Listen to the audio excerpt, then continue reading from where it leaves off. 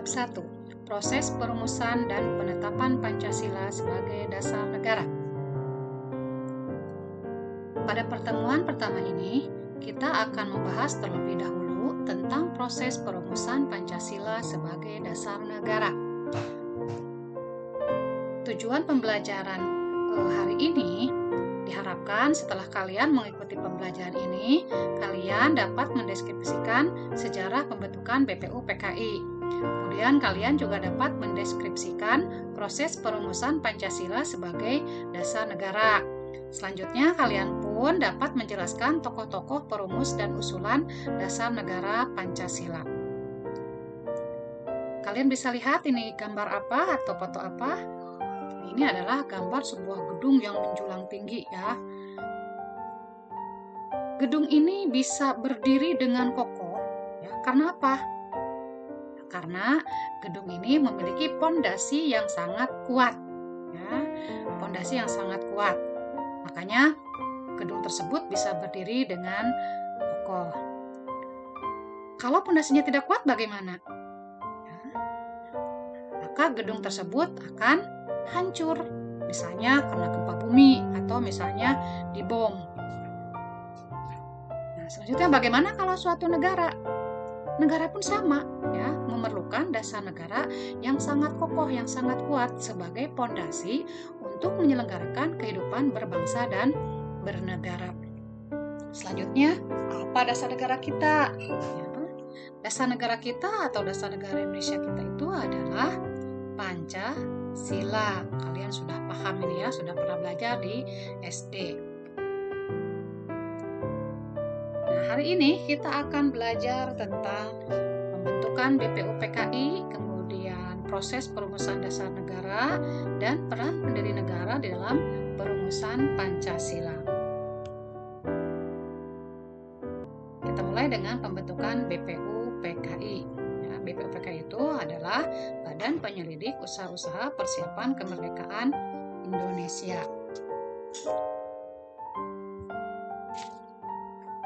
Bangsa Indonesia mengalami sejarah yang panjang dalam melawan penjajah. Kita pernah mengalami penderitaan ketika dijajah oleh Belanda. Ya, kita pernah atau bangsa kita pernah mengalami yang namanya kerja rodi untuk membuat jalan dari ujung Anyer sampai Panarukan. Nah, berakhirnya penjajahan Belanda bukan berakhir dari perjuangan bangsa kita, karena Jepang menggantikan Belanda sebagai penjajah. Jepang menjajah Indonesia selama 3,5 tahun, yaitu dari tahun 1942 sampai tahun 1945. Ibarat pepatah, lepas dari mulut harimau masuk ke mulut buaya. Tepat kiranya untuk menggambarkan bagaimana kondisi penderitaan bangsa kita saat itu. Nah, penderitaan akibat pelaksanaan kebijakan tentara Jepang terhadap bangsa Indonesia antara lain. Yang pertama, pelaksanaan kerja paksa. Banyak laki-laki dari bangsa Indonesia dikirim ke Burma ya untuk melakukan pekerjaan pembangunan dan pekerjaan berat lainnya dalam kondisi yang buruk. Ya, ribuan orang Indonesia itu meninggal dan hilang pada saat kejadian itu berlangsung. Yang kedua, pengambilan paksa. Saat itu tentara Jepang mengambil makanan, pakaian, dan berbagai keperluan hidup lainnya secara paksa dari keluarga-keluarga di Indonesia tanpa memberikan ganti rugi. Yang ketiga itu perbudakan paksa. Perempuan-perempuan Indonesia itu banyak dipekerjakan secara paksa oleh tentara Jepang. Ya, selain itu, tentara Jepang juga banyak menahan dan memperlakukan warga sipil di kamp-kamp tahanan dalam kondisi yang sangat buruk. Jepang mulai menguasai Indonesia setelah Belanda menyerah di Kalijati, Subang, Jawa Barat, tanggal 8 Maret tahun 1942. Kedatangan Jepang itu semula disangka baik oleh bangsa Indonesia. Banyak semboyan dikumandangkan oleh Jepang, seperti Jepang Pelindung Asia, ya, Jepang Pemimpin Asia, dan Jepang Cahaya Asia. Hal ini dilakukan untuk menarik simpati bangsa kita. Kenyataan sejarah menunjukkan bahwa Jepang telah tidak berbeda dengan Belanda, yaitu meneruskan penjajahan atas bangsa Indonesia. Kemenangan Jepang di Asia tidak bertahan lama. Pihak sekutu yaitu Inggris, Amerika Serikat, dan Belanda melakukan serangan balasan. Satu persatu daerah yang dikuasai Jepang kembali ke tangan sekutu. Melihat hal itu, pada peringatan pembangunan Jawa Baru tanggal 1 Maret 1945, Jepang mengumumkan pembentukan Dokuritsu Jumbi Chosakai atau Badan Penyelidik Usaha-usaha Persiapan Kemerdekaan Indonesia atau BPUPKI untuk menyelidiki usaha-usaha persiapan kemerdekaan Indonesia. Janji Jepang membentuk BPUPKI direalisasikan pada tanggal 29 April 1945 bersamaan dengan hari ulang tahun Kaisar Hirohito. Secara resmi, BPUPKI dilantik oleh Jepang dengan anggotanya yang berjumlah 62 orang, terdiri atas tokoh-tokoh bangsa Indonesia dan 7 orang anggota perwakilan dari Jepang. Nah, ketua BPUPKI yaitu Dr. KRT Rajiman Wedjo Diningrat, dan wakilnya ada dua, wakil ketuanya ada dua, yaitu RP Suroso dari Indonesia dan Ichi Bangase Yoshio dari Jepang. Nah, BPUPKI mengadakan sidang sebanyak 3 kali, 2 kali sidang resmi dan 1 kali sidang tidak resmi. Sidang resmi BPUPKI yang pertama dilaksanakan pada tanggal 29 Mei sampai dengan 1 Juni 1945. Hal yang dibahas yaitu tentang dasar negara. Kemudian sidang resmi yang kedua BPUPKI yaitu dilaksanakan pada tanggal 10 sampai 17 Juli 1945, membahas tentang rancangan Undang-Undang Dasar. Kemudian yang ketiga yaitu sidang tidak resmi berlangsung di masa proses antara sidang pertama dan sidang kedua. Dihadiri hanya oleh 38 orang anggota BPUPKI dan membahas rancangan pembukaan Undang-Undang Dasar 1945. Ketua BPUPKI, Dr. KRT Rajiman Wedjo Diningrat, pada pidato awal sidang pertama menyatakan bahwa untuk mendirikan Indonesia merdeka diperlukan suatu dasar negara. Untuk menjawab permintaan Ketua BPUPKI tersebut, beberapa tokoh pendiri negara mengusulkan rumusan dasar negara. Rumusan yang diusulkan memiliki perbedaan satu dengan yang lain. Namun demikian, rumusan-rumusan tersebut memiliki persamaan dari segi materi dan semangat yang menjiwainya. Nah, pandangan para pendiri negara tentang rumusan dasar negara disampaikan berdasarkan sejarah perjuangan bangsa dan dengan melihat pengalaman bangsa lain. Meskipun diilhami oleh gagasan-gagasan besar dunia, tetapi tetap berakar pada kepribadian dan gagasan besar dari bangsa Indonesia sendiri. Usulan mengenai dasar Indonesia merdeka dalam sidang pertama BPUPKI secara berurutan dikemukakan oleh Mr. Muhammad Yamin, Mr. Supomo, dan Insinyur Soekarno. Pada sidang BPUPKI yang pertama tanggal 29 Mei tahun 1945, Mr. Muhammad Yamin mengusulkan rancangan dasar dengan dasar negara Indonesia. Usulan tersebut disampaikan secara lisan, yaitu 5 dasar bagi negara Indonesia merdeka. Yang pertama, peri kebangsaan, yang kedua, peri kemanusiaan, yang ketiga, peri ketuhanan, yang keempat, peri kerakyatan, dan yang kelima, kesejahteraan sosial. Setelah selesai berpidato, Muhammad Yamin menyampaikan konsep mengenai dasar negara Indonesia merdeka secara tertulis kepada ketua sidang. Konsep yang disampaikan berbeda dengan isi pidato sebelumnya. Nah, asas dan dasar Indonesia merdeka secara tertulis menurut Mr. Muhammad Yamin adalah sebagai berikut. Yang pertama, ketuhanan yang Maha Esa. Yang kedua, kebangsaan persatuan Indonesia. Yang ketiga, rasa kemanusiaan yang adil dan beradab. Yang keempat, kerakyatan yang dipimpin oleh hikmat kebijaksanaan dalam permusyawaratan perwakilan. Dan yang kelima, keadilan sosial bagi seluruh rakyat Indonesia. Selanjutnya, pada tanggal 31 Mei tahun 1945, Mr. Supomo menyampaikan pidatonya tentang dasar negara. Menurut Supomo, dasar negara Indonesia Merdeka adalah sebagai berikut. Yang pertama persatuan, yang kedua kekeluargaan, yang ketiga keseimbangan lahir dan batin, yang keempat musyawarah, dan yang kelima keadilan rakyat. Supomo juga menekankan bahwa negara Indonesia Merdeka bukanlah negara yang mempersatukan dirinya dengan golongan terbesar dalam paham masyarakat dan tidak mempersatukan dirinya dengan golongan yang paling kuat atau golongan politik ataupun ekonomi yang paling kuat, akan tetapi mengatasi segala golongan dan segala paham perorangan, mempersatukan diri dengan segala lapisan masyarakat. Selanjutnya, pada tanggal 1 Juni 1945, Insinyur Soekarno menyampaikan pidato tentang dasar negara Indonesia Merdeka. Ya. Usulan dasar negara menurut Insinyur Soekarno tersebut adalah sebagai berikut. Yang pertama, kebangsaan Indonesia. Yang kedua, internasionalisme atau peri kemanusiaan. Yang ketiga, mufakat atau demokrasi.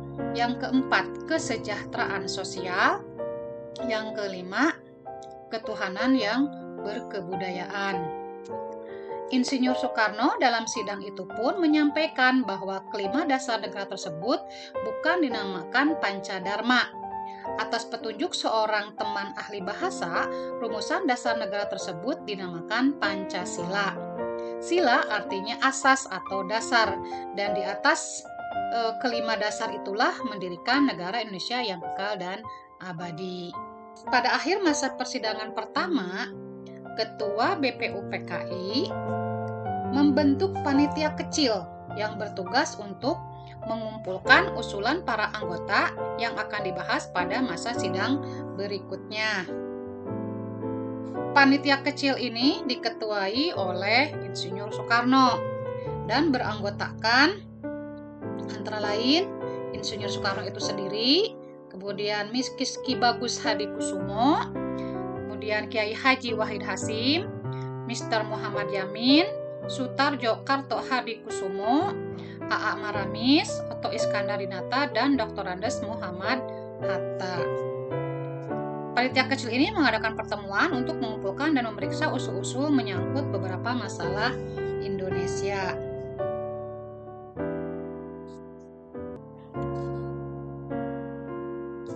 Panitia kecil ini mengadakan rapat atau sidang tidak resmi dengan 38 anggota BPUPKI di kantor besar Jawa Hokkaido.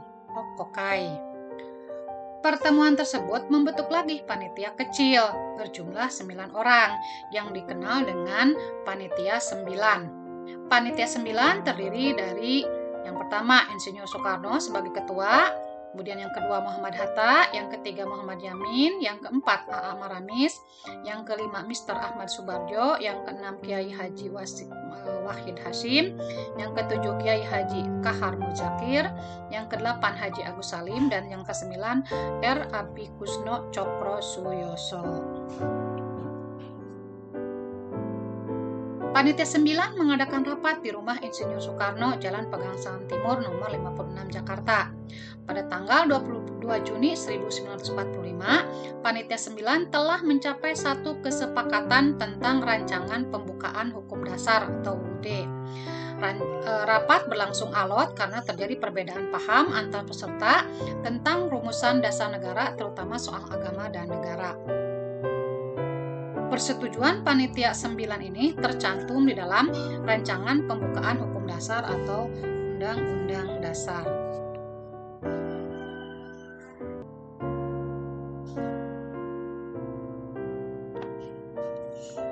Rancangan pembukaan hukum dasar ini diberikan nama oleh Insinyur Soekarno, memberikan nama yaitu Mukadimah. Ya, jadi rancangan pembukaan hukum dasar itu oleh Soekarno dikatakan atau dinamakan sebagai Mukadimah. Sedangkan oleh Insinyur Mr. Muhammad Yamin dinamakan sebagai Piagam Jakarta. Sedangkan oleh Sukirman Wiryo Sanjoyo, rancangan pembukaan hukum dasar tersebut dinamakan Gentleman's Agreement atau 4 pilar kehidupan berbangsa dan bernegara. Naskah Mukadimah yang ditandatangani oleh Panitia 9 dikenal dengan nama Piagam Jakarta atau Jakarta Charter.